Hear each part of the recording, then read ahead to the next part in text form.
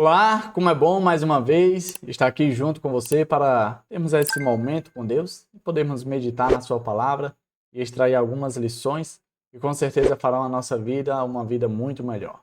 Antes de nós conhecermos qual será o tema de hoje, eu quero convidar você a orar junto comigo e logo em seguida nos maravilharmos com aquilo que Deus preparou para cada um de nós. Então vamos orar? Senhor Deus, que estás nos céus, muito obrigado, Pai, por mais uma oportunidade de poder meditar na Tua Santa Palavra. Ela que sempre nos ensina, que sempre nos mostra que podemos ter uma vida melhor e, claro, uma vida melhor em Ti. E nessa ocasião, o Teu Santo Bom Espírito possa preparar o nosso coração para, dessa forma, a nossa mente possa ser impressionada pela Tua Palavra. Perdoa os nossos pecados, fica conosco. É isso que nós pedimos em nome de Jesus Cristo. Amém. Pois muito bem, o tema de nossa meditação hoje é o caixão de Caifás. Olha que tema interessante, o caixão de Caifás. Eu quero convidar você a ler comigo aqui o texto bíblico que se encontra no Evangelho de Lucas, capítulo 3. Nós vamos ler o versículo 1 e 2, que diz assim, ó. No 15º ano do reinado de Tibério César, sendo Pôncio Pilatos o governador da Judéia, Herodes, tetrarca da Galileia, seu irmão Filipe, tetrarca da região de Itureia e Tracônites, e Lissânias, tetrarca de Abilene, sendo sumos sacerdotes Anás e Caifás, viu a palavra de Deus a João, filho de Zacarias, no deserto. Essa é a primeira menção que o Evangelho de Lucas faz ao sumo sacerdote, que na ocasião eram dois. Um era Anás e o outro era Caifás. De acordo com um historiador do primeiro século, Flávio Joséfo, o nome de Caifás era José Caifás. Né? E esses dois camaradas, esses dois personagens, que, diga-se de passagem, foram terríveis, eles foram os responsáveis não somente tramar a morte de Jesus, mas influenciar a Pilatos a, vamos dizer assim, decretar a morte de Jesus.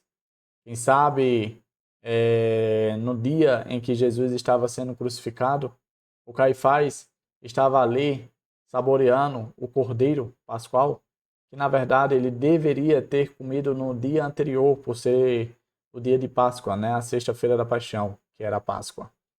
E ali, a história fala que eles ficaram muito contentes com a aparente vitória que eles conquistaram sobre Jesus, porque Jesus fazia oposição severa e clara ao tipo de liderança religiosa que eles tinham. Era uma liderança religiosa vazia que, a bem na verdade, não pastoreava o rebanho de Deus. Bem, na verdade, eles só se aproveitavam da posição de liderança que tinha perante o povo. E aí, como fala algumas pessoas, a história só termina quando de fato ela acaba. Parece até um pouco redundante, não é? Pois é.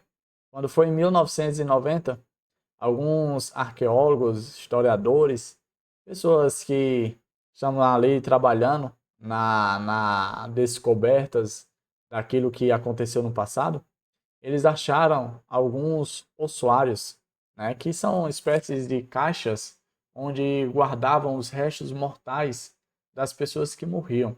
Naquela época, no primeiro século, os judeus, quando eles dormiam, né, ou seja, morriam, eles tinham o hábito, né, o costume, a tradição de fazer o processo de embalsamento, ou seja, que era lavar o corpo, perfumar, deixar bem arrumadinho e depois cobrir com um tecido, assim como aconteceu, por exemplo, com Jesus, né? E aí, quando o corpo entrava ali no processo de decomposição, que depois ficava só os ossos, esses ossos eram removidos e eram guardados dentro de uma caixinha. Alguém que viveu algo semelhante a isso foi o José do Egito. Lembra que ele fez a família prometer que quando fosse sair do Egito levassem os ossos dele? Pois é, esse costume, essa forma já era desde aquela época dos patriarcas, certo? E aí a descoberta de 1990 descobriram que dentro de alguns ossuários encontraram ali uma inscrição em aramaico que o significado dessa inscrição era exatamente o nome de Caifás. E você deve estar se perguntando, tá, Davi, mas o que é que tem de interessante descobrir, né, achar o caixão de Caifás? O que está por trás da meditação de hoje, que é chamar a minha e a sua atenção, é que o caixão de Caifás foi descoberto, porque Caifás morreu. Já o caixão, os ossos de Jesus, ninguém nunca encontrou e também nunca encontrará. Porque embora Caifás tenha conseguido com êxito matar o Filho de Deus não ficou morto, como se encontra hoje o próprio Caifás. O Filho de Deus ressuscitou. E porque ele ressuscitou, eu e você vencemos. Às vezes a gente fica chateado, triste, por estar sendo perseguido por alguém, por quem sabe estar sendo oprimido por uma pessoa. E a gente às vezes fica perguntando, onde é que está a justiça? Onde é que está Deus quando se depara com essa minha situação? Pois é, o próprio Filho de Deus foi injustiçado, foi perseguido por pessoas como Caifás. Inclusive, perdeu até a própria vida por pessoas como Caifás.